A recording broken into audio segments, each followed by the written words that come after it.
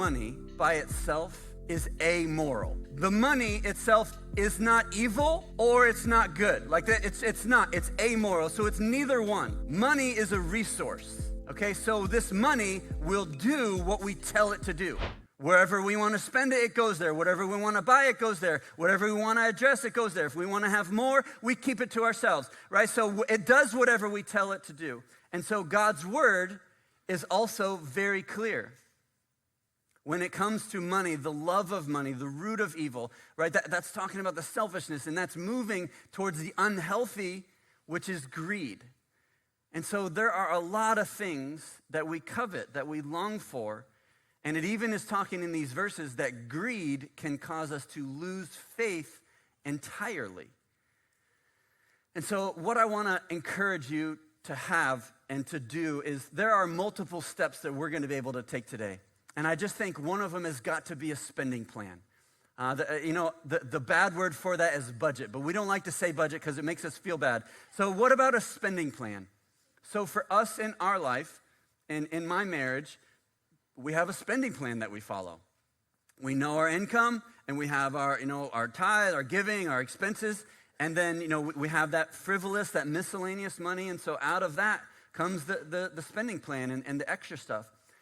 And I just want to share, there will be times that Pastor Nicole comes to me and she'll say, hey, I really want to buy blank, right? Could be, I don't know, a couch. I want to buy a couch for the living room. And rarely do I say no. But what I will say is, where is that in the spending plan? Right? So I'm not telling her no where she's then downcast and upset with me as her husband, but I'm also looking at the plan and going, hey, there has to be finances to cover this. So rarely do I say no, but where in the budget is it allowed? And I want to give my wife credit. She does like to buy jewelry and earrings and shoes. Homegirl's got some shoes, y'all. But she is a great shopper, right? She's very disciplined. She always buys things on discount. And she's super proud when she gets a good deal. And she loves that stuff. And then I want to share a deeper understanding that might be different for some of you. My wife, though, as a grown woman, has an allowance. And we just have decided that in our spending plan, hey, here's your amount. And I do want to share with you, look how big that is. It's a lot. I didn't go like this, because I'm married. I got to go home after work today.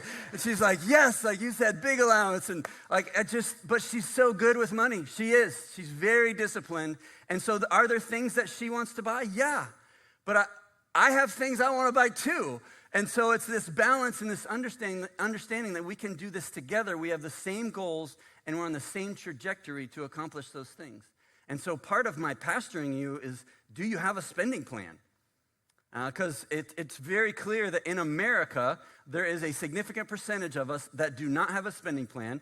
And those of us that do have a spending plan, we're not following it, right? So it's great to have a plan, but we also need to follow it. So that might be one of your steps as a result today. Because in our culture, instant gratification is a big deal. Marketing companies, if you're in marketing, you are doing a great job because you are putting this desire inside of us to buy things, and we struggle with it. And so I just want to share, if you struggle with compulsive purchases or justifying them, there are ways to turn that around, right? There are definitely ways to make adjustments. Because what happens is we justify it. We go, oh, but it's for the kids. Buy them a cardboard box. They're going to have just as much fun. Oh, but you don't understand, Pastor Aaron, we need this. No, you don't. I promise, just about all of us, we have everything that we need. We don't really need it. And then we go, oh, but maybe I don't need it, but gosh, it sure would be nice. And so that leads me into my next point, is I believe we need to fight for contentment. With all of my heart, we have to fight for contentment. So we need discipline. We need self-control in our spending. I think we need a financial accountability. Because to me, one of the phrases that I use is using a credit card to make purchases that satisfy our instant gratification is like drunk spending. You did not like that very much. It's like going grocery shopping when you haven't eaten all day, We're just throwing stuff in the cart. We're like, yep, that looks good, that looks good. I mean, I don't know about you, but we're eating food along the way. We're opening up packages. I mean, so that's the instant gratification that we're battling against. So in Proverbs 21:20, it says, the wise have wealth and luxury, but fools spend whatever they get.